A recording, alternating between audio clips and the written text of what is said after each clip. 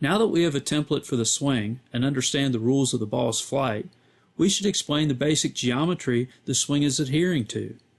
In other words, why is this swing and these checkpoints the way they are?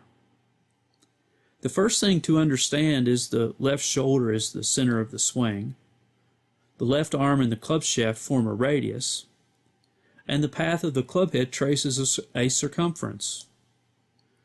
It is from this center and its point onto the ground, denoted as 0, that the ball location is measured.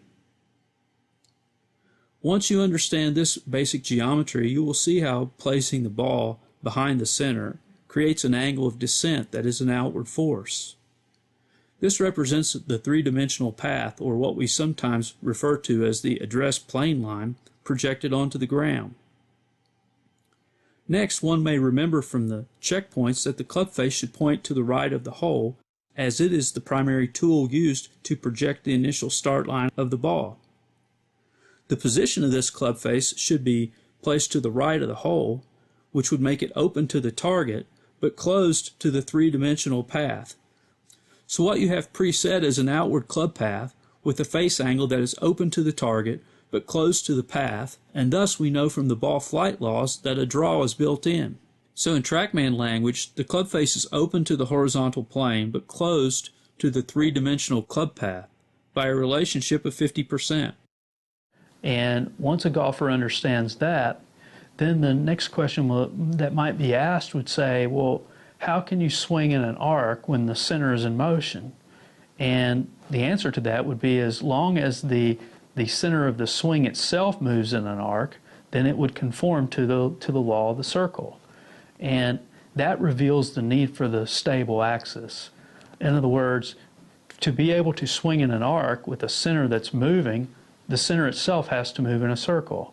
So it in itself moves around something, and that would be the center of the shoulder turn. The center of the shoulder turn is the stable point, and the left shoulder orbits in a circle around it. Now, for the left shoulder to turn in a circle, we've said that the spine's flex has to change. In other words, it has to left tilt, extend, and turn for the left shoulder to move in a circle on a tilted angle that's a right angle to the spine. It's the only way it can be done. As we reach the top of the backswing, you understand now that Dean is left tilted, extended, and turned. And as he begins his downswing, you'll notice that his hips continue the linear movement that began on his backswing. You'll also understand that Dean is coming back into the forward flexion, demonstrating the Axeman concept that we laid out previously.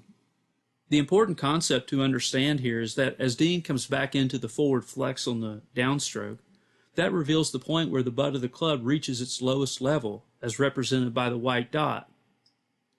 Now, as Dean comes back into his forward flexion with the thorax, and the butt of the club reaches its lowest point where the club shaft is parallel to the ground, this is where Dean begins extending again throughout impact and the follow-through, which will raise the butt of the club through the ball.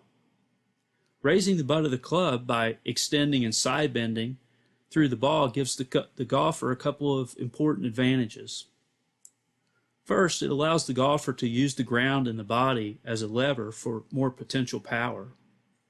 And next, it helps the golfer to shallow the angle of descent and keep the club head from crashing into the ground. And finally, it would slow down the torque or roll of the club shaft and club face, which would shift the swing's direction or horizontal swing plane to the left and close the club face prematurely, making it difficult for golfers to launch the ball high enough to play the game effectively. It's these principles that I feel like that are the most difficult for the average golfer to understand, and frankly the most difficult for golf instructors to explain because of the lack of understanding of the three-dimensional movement of the thorax and the hips. The problem here is that teaching someone to raise the butt of the club, which is an essential element, with the weight too far back will make the golfers top all the balls, therefore revealing the need to first have the weight forward and next to extend and side bend while keeping the arms straight as the mechanism to raise the butt of the club, instead of the commonly employed mechanism of raising the butt of the club demonstrated by poorer players, of bending the arms and cupping the wrist, that are inherently associated with the low point being too far behind the ball and the slicing procedures used by masses of golfers.